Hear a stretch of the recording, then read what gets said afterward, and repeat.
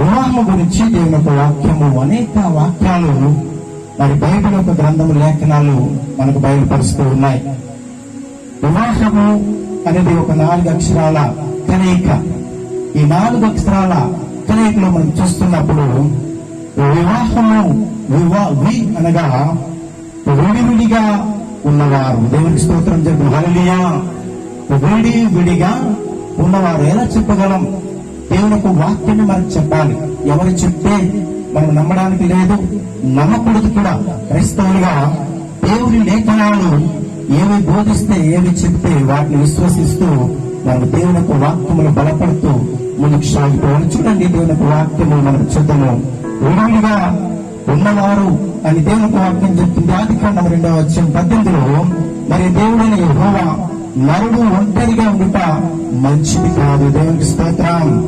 నరుడు ఒంటరిగా ఉండుట మంచిది కాదు అంటే నరుడు ఇప్పుడు ఎలా ఉన్నాడు? ఒంటరిగా, విడివిడిగా ఉన్నారు. నరుడు అనే వారు ఆదాము అవ్వలు కాకమునకు నరుడు ఒంటరిగా ఉన్నాడన్న విషయాన్ని మనం గమనించాలి. అందుకే దేవుడైన యెహోవా నరుడు ఒంటరిగా ఉండటం మంచిది కాదు, వారికి సాటి అయిన సహాయము వారి కొరకు చేయదనని దేవాది దేవుడు ఆలోచన చేసి ఉన్నాడు. ఈ రోజుల్లో చూస్తూ ఉంటే ప్రియమైన మరి దేవుని సంగమా, నరుడు ఒంటరిగా ఉండడము దేవునికి ఇష్టం లేదు. అందుకే మరి అనగా విడివిడిగా ఉన్నవారు, అనగా వాక్యం చేత జతపరచాలి. దేవునికి స్తోత్రం. అంటే ఏమిటంటే ప్రియమైన దేవుని సంగమ, దేవునికి వాక్యం అంటుంది. యాకోబు పత్రిక 1:20 చూసినప్పుడు, ఎవరైనా వాక్యం విని వాడ ఉండి దాని ప్రకారం ప్రవర్తించిన వాడైతే వాడు అర్థంలో తన సహాయ శక్తులను చూసుకున్న మనుష్యుని పోలి ఉన్నాడు. వాక్యము ద్వారా ప్రియమైన దేవుని సంగమ, వాక్యమును వినువాడై ఉండాలి. వాక్యమును వినువారుగా క్రైస్తవ బిడ్డలు ఉండాలి. అందుకే వివాహము ఘనమైనదని దేవుని యొక్క వాక్యము సెలవిస్తుంది. క్రైస్తవ బిడ్డలు ఈ వాక్యము ద్వారా జతపరచబడతారు. వాక్యము ద్వారా జతపరచబడుతున్నటువంటి క్రైస్తవ బిడ్డలు ఎలా ఉండాలంటే వాక్యము విలువారిగా ఉండాలని దేవుని యొక్క వాక్యము మనకు వాక్యం ద్వారా తెలియపరుస్తుంది. దేవునికి స్తోత్రం చెప్పు, హల్లెలూయా, హల్లెలూయా. ప్రియమైన దేవుని సంగమా, దేవుని యొక్క వాక్యం అంటుంది కదా. చూడండి, లూకా సువార్త 6:47 నా వద్దకు వచ్చి నా మాటలు విని వాటి చొప్పున చేయి ప్రతి వాడును ఎవరి పోలియనులో మీకు తెలియచేతును అంటుంది దేవుని యొక్క వాక్యము. వాక్యము ఎవరైతే ఆయన మాటలు వింటూ ఉంటారో వారి పోలిక మారిపోతుంది, వారి నడవడిక మారిపోతుంది, వారి మాటలు మారిపోతాయి, వారిలో ఉన్నటువంటి గుణగణాలన్నీ మారిపోయి యేసయ్య మరి దేవుడు లోకమును ఎంతగానో ప్రేమించి ఉన్నాడు. అటువంటి ప్రేమ వాక్యము వినివారిలో ఒక ప్రేమ పొందుకుంటారని దేవుని యొక్క వాక్యము సెలవిస్తుంది. దేవునికి స్తోత్రం. అది చూస్తూ ఉన్నాము. అనగా విడివిడిగా ఉన్నవారు, అనగా వాక్య ప్రకారముగా జతపరచబడిన వారు, అనగా ఒకరినొకరు హత్తుకొని జీవించాలని దేవుడి వివాహ బంధాన్ని ఏర్పాటు చేస్తాడు. దేవునికి స్తోత్రం. చూడండి, దేవుని యొక్క వాక్యము ఆదికాండం 2:21 చూస్తే చదవండి.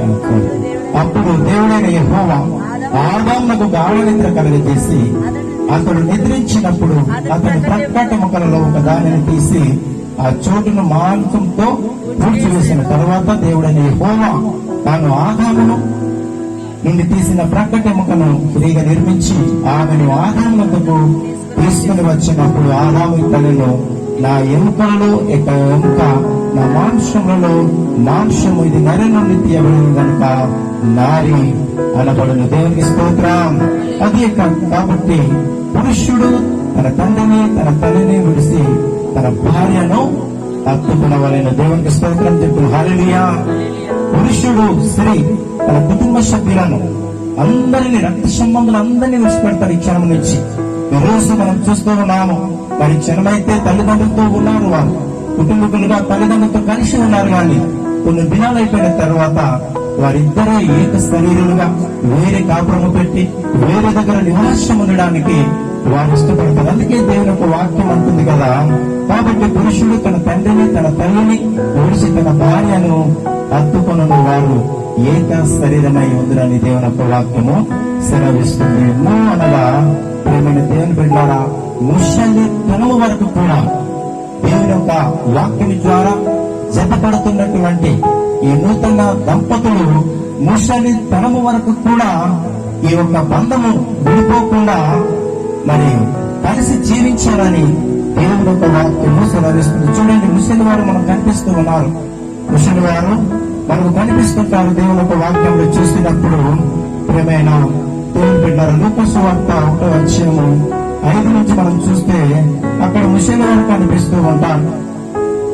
జకర్యా ఉంది, ఎలిషబెత్ ఉన్నారు. అనేక సంవత్సరాల వరకు వారికి సంతానము లేదు. ముసలి కాలం వరకు కూడా వారికి సంతానము లేకపోయినా కూడా వారు కలిసి జీవిస్తూ ఉన్నారు. దేవుని స్తోత్రం చెప్తున్నారు. హల్లెలూయా. కలిసి జీవిస్తూ ఉన్నారు. ఈ లోకంలో మరి ఈ దినాలలో మనం చూస్తూ ఉన్నప్పుడు మ్యారేజ్ అయ్యి కొన్ని నెలలో కొన్ని సంవత్సరాలు అవ్వక ముందే ఒక 2-3 సంవత్సరాలు మరి వివాహమైన తర్వాత మరి పిల్లలు కలగకపోతే మరి స్త్రీ మీద నిపమోసి మరి పురుషుడు ఇంకొక వివాహం చేసుకోవాలనో ఇంకా అనేకమైనటువంటి ఆలోచనలతో పురుషులు ఉంటారు.